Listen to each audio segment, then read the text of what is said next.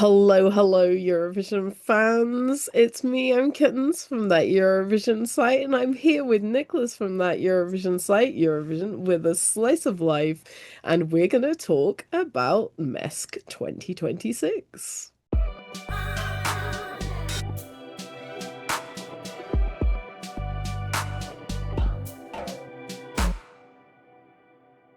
Okay, so it is the Tuesday just after MESC. We are, dealing with the after everything happening after that. So, we have our winner. We have Aidan with Bella being our winner, and we have seen the show, the one semi-final and the final, and we're here to give you some opinions. So firstly, Nicholas, let's talk about the contest overall. So, talking about the stage, the organization, anything you want to yap about to do with the contest overall. Yeah, I do want to start off by saying that I am impressed. I think they already last year they made a lot of efforts to make this national final look more professional after being in a studio with no audience and it didn't make any sense. I think they've really gone a long way there. It's nice to have a huge audience. It really helps a lot of these songs and the Maltese crowd is always behind these artists, behind these songs. So it's really great to see, and I think there are some really cool stagings this year. I feel like it felt like a lot of them had an actual budget this year, which is not something you can always say when it comes to Malta. So I actually think it was really nice. I don't necessarily understand the format. We didn't need the semifinal. I feel like all the songs that were like filtered away after the semifinal were the kind of songs where it's like we didn't need them anyway. Like the 12 songs we had in the final, it was actually a pretty decent lineup. And had it just been that, I think that would have been fine. Having those extra songs, we really didn't need it. But yeah, I think, the Maltese people, they do love stretching things out as much as they possibly can. At least we don't have 20 shows. So that's always something. But we still had a final that was 4.5 hours long. We were all scarred by the car insurance ad. It was a ride. It really was, but a good ride for once. What is a Maltese national selection without some sort of unhinged advert? Like, it's just not right. It's part of it, and I've learned to do my taxes in Maltese. You wouldn't get that anywhere else. It's No, important. exactly. It's very important. I mean, I definitely agree with you that, I'm glad that they've kept MESC as a kind of arena kind of situation for the last for this year. I'm glad that they've kept up this kind of identity, like the visual identity is lovely. And I really love the way they've done the logos and everything like that. It just looks really good. Everything looks slicker, everything looks nicer. I think the semi-finals had some technical problem. So the technical there was I don't know if it was on the stream, but there was or whether it was in the room. There definitely seemed like some performers were struggling with in-ears or some things during the semi-final. But when it came to the final, everything looked slick as hell. And I just want to like kudos to whoever is behind that being like that because the glow up is real. Um, and also just little details like the postcards. They were cute. They were sweet. They showcased parts of the island. It They was were also an just ad. It's great. yeah, but Everything is ad. it's an advert, but I think it also, even regardless, it was just a nice bit to see. Like they had really thought it through.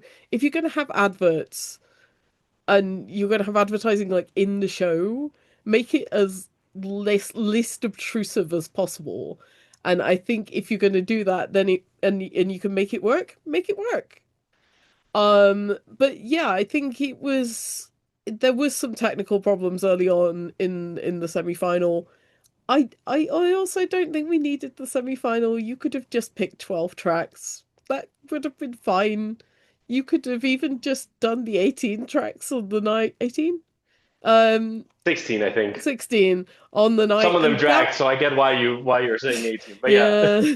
But Yeah. like, it wouldn't have been terrible for that to be the case. Like, I am very much for a one-shot semi-final. I love a one-shot semi-final, even if it's long.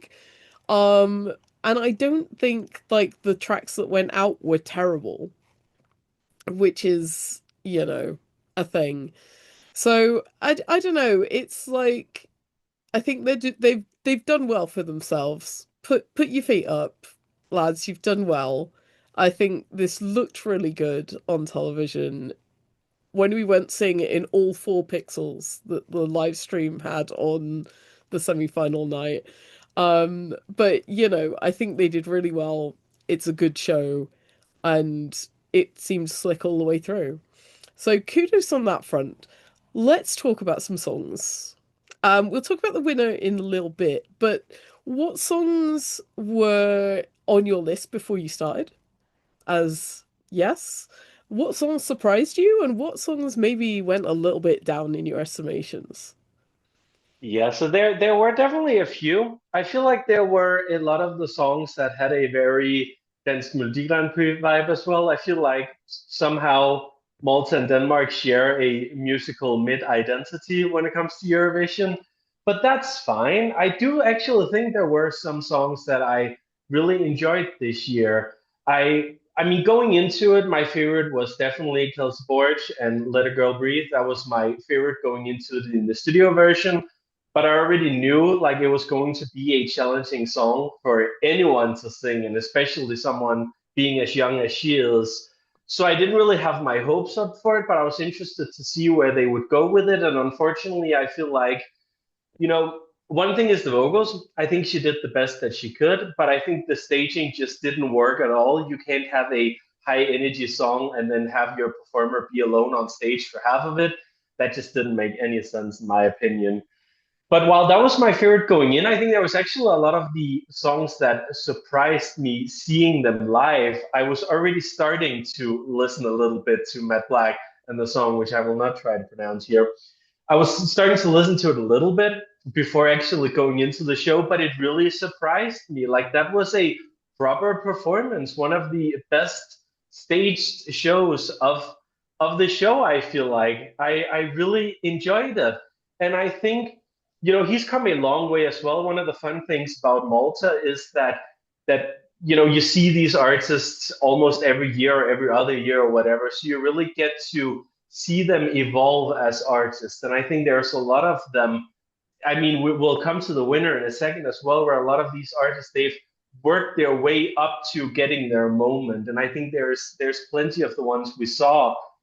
I don't know, I can't name them all here, of course, but there are plenty of the ones that we saw, Matt Black being one of them, that I think in a few years they will have their moment. It'll be their time to go to Eurovision. And Malta is so unique in that way that it's a small country, it's a small community of artists that they get this experience. They get to try out different sounds. They get to try out different music on a show like this. You don't get that in a lot of places. So there's a lot of them, especially some of the ones they've been there for a while. There's also, I forget which one it was, the guy with the band over his Michael nose. Bartolo Cherkop? I'm Yes, sorry if I've exactly. said that wrong. Something like that. But he really surprised me as well. I don't know if he's been on the show before. I don't think he's not someone that's been on my radar at least. But he really positively surprised me, and I think he could be a huge contender with the right song in a few years as well. Yeah, I think I had him at sixth when I did my initial ranking, so I didn't think it was dire, but like I was not expecting it to go as hard as it did. There was so much in that performance. He reminds me a little bit of somebody like Grexela, who is, got a lot of energy, got a little bit of a like punky vibe, but still like pop accessible kind of thing that is, I think I feel he will be a returner, and I feel he could be somebody who does good in the future. I think you're absolutely right. I don't remember seeing him before, but maybe he did, and I just don't remember. I was also with you with Kelsey Bohr. I'm disappointed a little, because that song had so much potential. I think there was so much more you could have done with it, and I think vocally there were problems. I think it's even harder when you've got a song called Let a Girl Breathe and you've got people running out of breath. And it was a bit of a just needed more time in the oven, I think, vocally and staging and the outfit, which kind of looked like toilet paper a little bit. And I don't Yeah. want to say that, but I'm doing it with a grimace because, like, whoever styled it, yeah, didn't really think about how it was going to look on stage properly. Um, It's one of sorry. the dangers with young artists like that is that they usually, if they don't have a great team around them, maybe they won't have the experience and they won't have the self-confidence to say, no, I don't want to do this.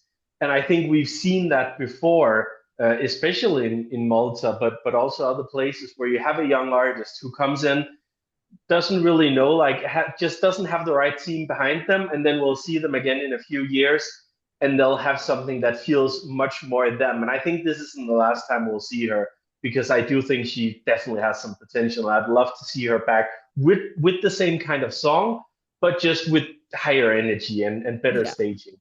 Yeah, I think there is so much potential there. This is not a, this is a critique that is meant to be loving. This is meant to be, we want to see you back. We want you to see you come back, and we want you to see you give it 10 times because that was great, but we need more.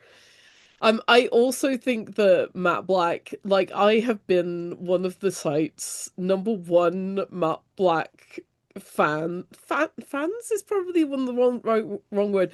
There is a lot of people who really underestimate Matt Black. And I think this year a lot of people have been like with this. And while I was both, I liked the song a lot if I turn my brain off. Um, and sometimes it's good to have songs that you'd like when you turn your brain off, and that's great. But also, I do think the performance, they had really thought it through. It had the energy. The one thing that Matt Black has is energy in spades, and we've seen that throughout his mask appearances. That he is somebody who will just, there's one thing to be a little bit silly, but when you do it, you have to put your whole self out there and not do it half-assedly. And I think that is what he has, that he can just fully engage and put it out there and be like, yeah, I'm giving it all. And, kudos to him. Kudos to him as a songwriter. And we've got, you know, Maltese as well. And I think that's a lovely thing to see more Maltese in the Maltese selection. So, keep doing what you're doing. I think, Matt Black, your time will come. Don't give up. You've been doing this a while. You can do it. I believe in you. There's one of the artists I wanted to mention who is also a returner from last year, who is Mark Anthony Bartolo, who I kind of am falling in love with this guy, and like he's just kind of adorable. And I'm glad he did so well because although this isn't a song that I was going to listen to like on a regular basis, I think he was a very engaging performer and a very engaging vocalist. And I don't know, it's not quite there yet, but it's definitely somebody to keep an eye on, I think. And I like that it's something a little bit different and it's not just the pop girlies and the pop boys that are doing this. We actually had quite a bit of variety of genre this year. Although, I mean, when I say variety of genre, I mean variety of genre for Mesk. Um, most of this is pop music, let's be real, but I think we had quite a good variety within that genre, and it was nice to see that. We should talk about the elephant in the room, aka Aidan, who is our winner with the song Bella. Um, okay, first thoughts. What did you think of the performance? How do you think it's going to do potentially in the big competition? Yeah, so I've had some time to sit with it now, both watching it in the semi, in the final. I've done my reaction video for it. I've listened to it more than I think I usually would have. And I don't think I'm fully on board yet, but I do see a lot of the vision there, more than I actually feel like I did right from the start. I was never really into Aiden's previous songs. I know a lot of people loved Ritmu when he did that. I was never personally into it, so I went into it more blindly, I think, than some people did who were expecting something from him. I think, first of all, I'd like to say that the staging usually we see with Malta, they do something in their national final, and you think, yeah, it's fine for a national final, but they need to make it bigger for Eurovision. This is the first time I feel like where they've done a staging where I just sit back and think, yeah, that's it. Like that's all you need to do. It's so well choreographed. There's a lot of visual effects in it, especially with the rose petals towards the end with the wind and everything. Like that's a difficult effect to do, but they pulled it off somehow. And I think I'm very impressed with the live performance. I think that's really great. I think his voice suits this kind of song, but the song itself, I wouldn't listen to it.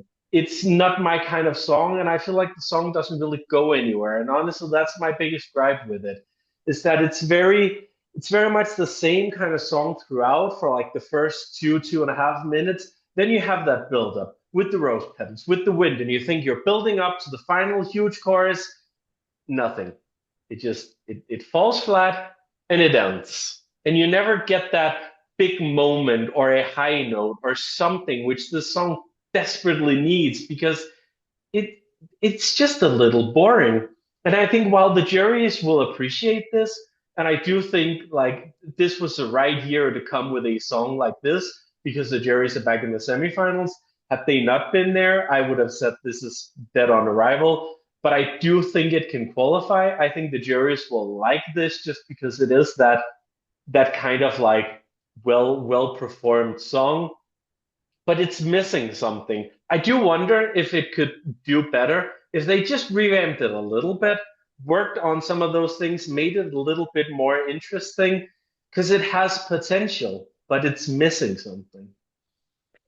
Yeah, I agree. I think I initially ranked this quite low. Because I the studio version is it's fine. Like it's very listenable. It's very like if you put it on like I wouldn't turn it off.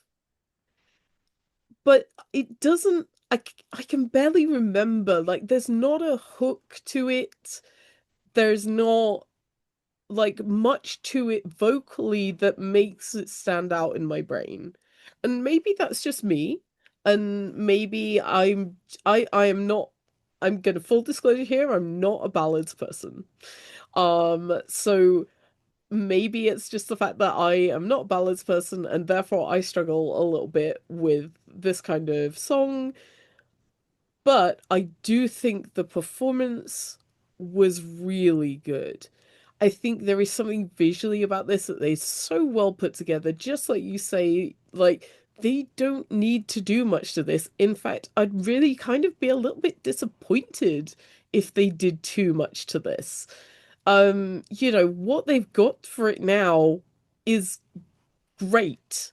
I'm kind of like, do not put the performance back in the. It is fine. The song, I agree, it could do with a revamp.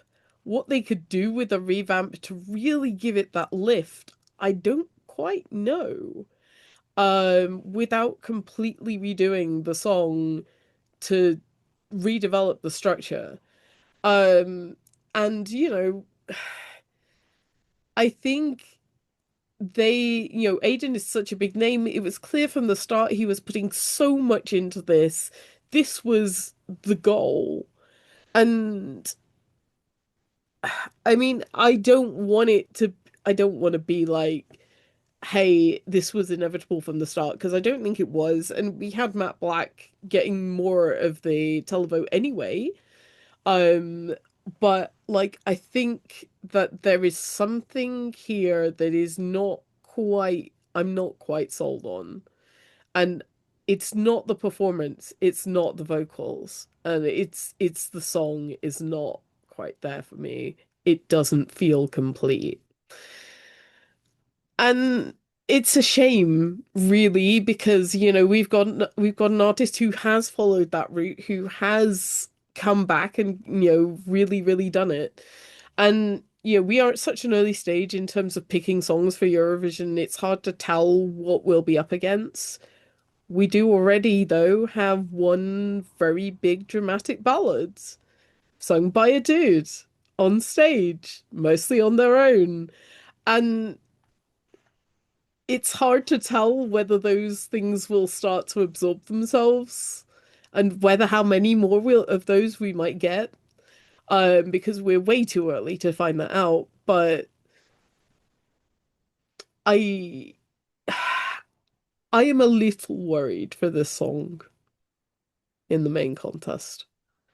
And I would love to be proved wrong because I think Aidan is very likable and I think he's a great performer, but I am a little bit borderline concerned.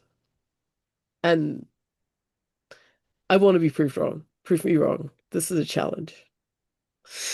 Uh, so, any last words before we wrap up? Think what I'm just thinking here at the end is that I think Malta's onto something with the way that they're doing the selection now. What they did last year, which produced a viral song that sadly ended up being a victim of censorship, which is something that we see sometimes, which was not their fault. I think they did the right thing and they tried to keep the momentum going after that, right? But I think they're really onto something good here. I think they have a national final that works. And I just want to say that because it is Malta and they are prone to changing up the format all the time. They've done so many different things just in the years that I've watched national finals. I feel like they've tried everything possible. They've done some internal selection, they've done some X Factor stuff. And I just hope that they keep building on to this because I do think there is a potential there for it being one of those national finals that a lot of fans actually tune into. And I think it can produce something that could come in the top 10.